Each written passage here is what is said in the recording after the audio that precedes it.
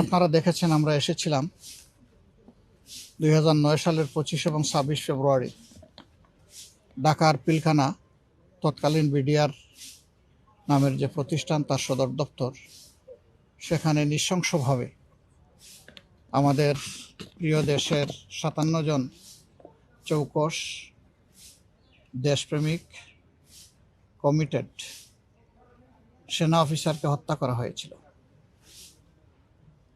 যাদেরকে হত্যা করা হয়েছে, মহান মাহবুদের দরবারে দোয়া করি আল্লাহ তাদেরকে ক্ষমা করুন এবং তাদেরকে শহীদ হিসাবে কবুল করুন।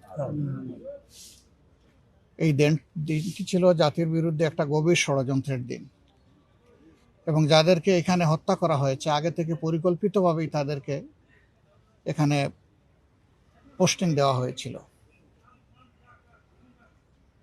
কাউকে মাত্র 1 মাস আগে, কাউকে 3 মাস আগে, এইভাবে পরিকল্পনা করে বিভিন্ন লোকদেরকে এখানে নিয়ে আসা হয়েছে।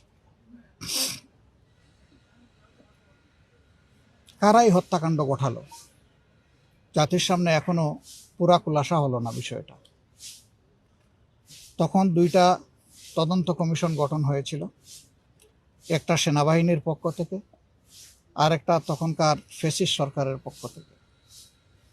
2টা তদন্তের কোনো রিপোর্টই জনগণ জানতে পারল না এবং সেটা আলোর মুখ দেখল না। কেন দেখল না? যদি ওই তদন্তের রিপোর্ট সামনে আসতো জাতির সামনে, তাহলে হয়তো অনেক সত্য পরিষ্কার হয়ে যেত। নিশ্চয়ই তখন যারা ক্ষমতাসীন ছিলেন এর সাথে তাদের গভীর সম্পর্ক ছিল এই হত্যাকাণ্ডের সাথে, যার কারণে তারা চাননি যে এই রিপোর্টগুলো প্রকাশ পাক। এমনকি তখন 2টা নোংরা ঘটনা ঘটেছে, আপনারা দেখেছেন। একটা হলো বিরোধী দলকে টার্গেট করে তখনকার বিরোধী দলীয় নেত্রীর ব্যাপারে অনেক আজে বাজে কথা বলা হয়েছিল। বাংলাদেশ জামাতে ইসলামের তৎকালীন অ্যাসিস্ট্যান্ট সেক্রেটারি জেনারেল এবং নির্বাহী পরিষদ সদস্য, সুপ্রিম কোর্টের অত্যন্ত মর্যাদাবান একজন আইনজীবী, সিনিয়র আইনজীবী ব্যারিস্টার আব্দুর রাজ্জাককে হয়রানি করা হয়েছে। 2বার তাকে জিজ্ঞাসাবাদের মুখোমুখি করা হয়েছে। নাসির উদ্দিন পিন্টুকে নৌকা দিয়ে নাকি লোক পার করে দিয়েছে, এই জন্য তাকে এই অভিযোগে অভিযুক্ত করে জেলে নেওয়া হয় এবং সেখানে পরিকল্পিতভাবে তাকে হত্যা করা হয়। তৎকালীন বাণিজ্যমন্ত্রী ফারুক খান ঘটনা ঘটার সাথে সাথেই মিডিয়ায় তিনি বক্তব্য দেওয়া শুরু করলেন যে এই ঘটনা জামাত শিবির ঘটিয়েছে। এত বড় একটা ঘটনা, তার মামুলি কোনো তদন্ত হলো না, তিনি একটা দলকে দায়ী করে বক্তব্য দেওয়া শুরু করলেন। এই সবগুলাই ছিল গভীর ষড়যন্ত্রের অংশ।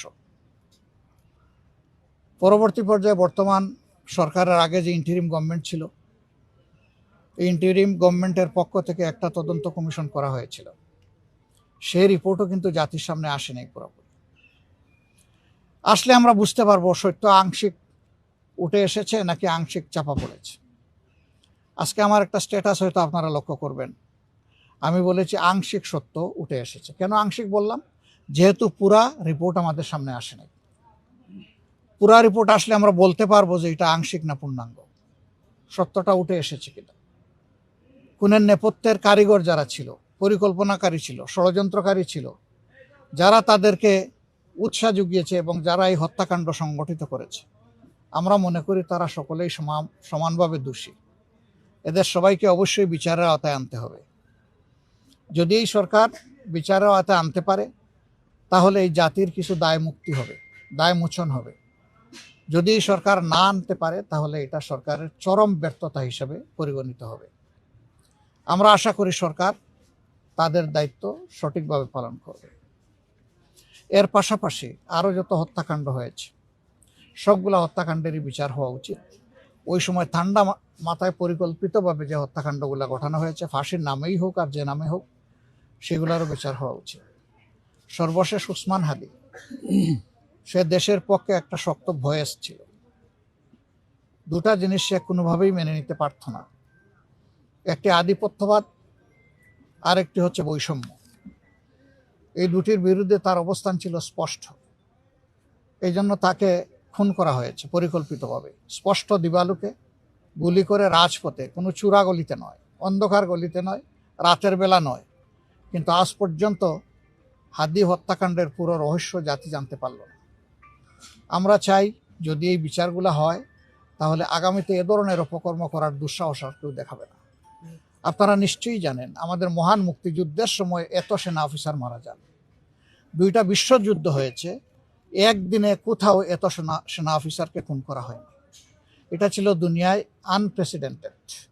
এর আগে এই ধরনের আর কোনো উদাহরণ নাই। এতগুলো মানুষ আমাদের বুক থেকে কেড়ে নেওয়া হলো মূলত এই দেশকে সামরিক শক্তির দিক থেকে কোমর ভেঙে দেওয়ার এটি ছিল একটি গভীর ষড়যন্ত্র। আমরা জাতি হিসাবে স্পষ্টভাবে বলতে চাই, যারা চলে গেছেন তারা বীরত্ব গাথা নিয়ে সম্মানের সাথে চলে গেছে, তবে তৎকালীন সরকার চরমভাবে দায়িত্ব পালনে ব্যর্থ হয়েছে। আমি ব্যর্থতা বলবো না, বরঞ্চ এটা ছিল পরিকল্পিত ষড়যন্ত্রের একটা অধ্যায়। কর্নেল গুলজার যখন হেডকোয়ার্টারকে বারবার ফোন করে বলছিলেন, স্যার এখনো তারা বিক্ষিপ্ত, কিছু একটা করেন, আমাদেরকে উদ্ধার করেন, আমাদের জীবন বাঁচান, কেউ তাদের জীবন বাঁচাতে এগিয়ে যায়। কেন গেলেন না? তৎকালীন সেনাপ্রধানের দায় তিনি কিভাবে অস্বীকার করবেন? প্রধানমন্ত্রী তার দায় কিভাবে অস্বীকার করবেন? স্বরাষ্ট্রমন্ত্রী তার দায় কিভাবে অস্বীকার করবেন? এরা সবাই দোষী। এরা কেউ নিজেকে নির্দোষ প্রমাণ করতে পারবেন না, দাবিও করতে পারবেন না। আমরা চাই লাতাপাতা নয়, যারা শাখা প্রশাখা আছে তারা না, মূল গাছগুলাই যেন চিহ্নিত হয় এবং মূল গাছগুলার জন্য বিচার সঠিকভাবে হয়। জানি না বিচার হবে কিনা।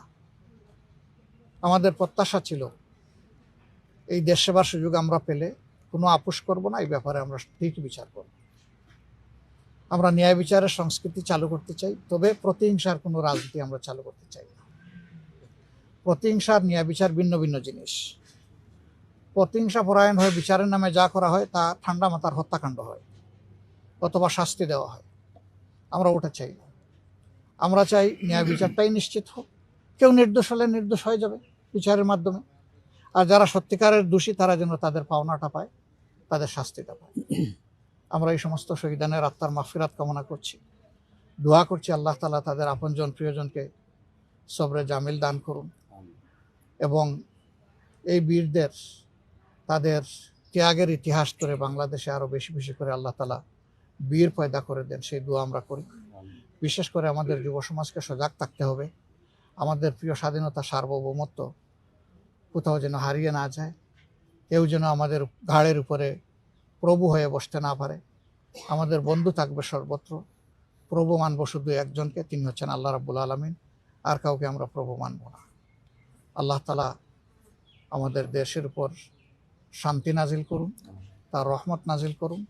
এদেশের স্বাধীনতা এবং সার্বভৌমত্বকে আল্লাহ তাআলা সংরক্ষণ করার ব্যবস্থা করে দিন। আপনাদের সবাইকে ধন্যবাদ, ভালো থাকবেন।